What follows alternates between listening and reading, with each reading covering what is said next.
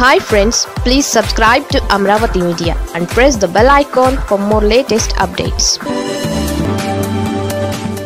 Chandrababu versus Jagan పరిపాలనా అధ్యక్షుడు ఎవరు? ఏపీలో చంద్రబాబు సర్కార్పై తిరుగుబాటు ప్రారంభమైంది. అయితే అది ప్రజల నుంచి నేరుగా కాదు. ఇన్నాళ్లు మౌనంగా ఉన్న చాలా మంది నేతలు ఇప్పుడు బయటకు వచ్చి విమర్శలు చేయడం ప్రారంభించారు.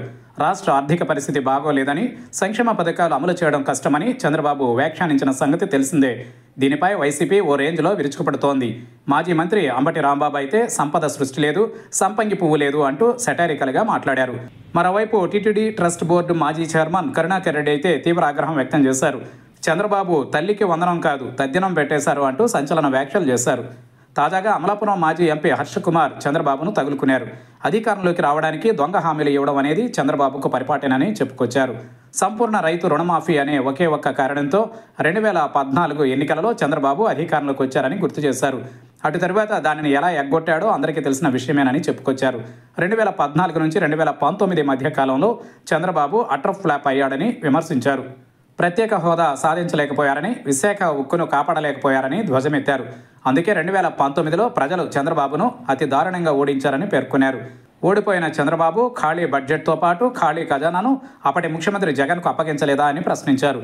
రాష్ట్రం క్లిష్ట పరిస్థితుల్లో ఉన్న జగన్ సంక్షేమ పథకాలు అమలు చేసిన విషయాన్ని గుర్తు చేశారు హర్ష కుమార్.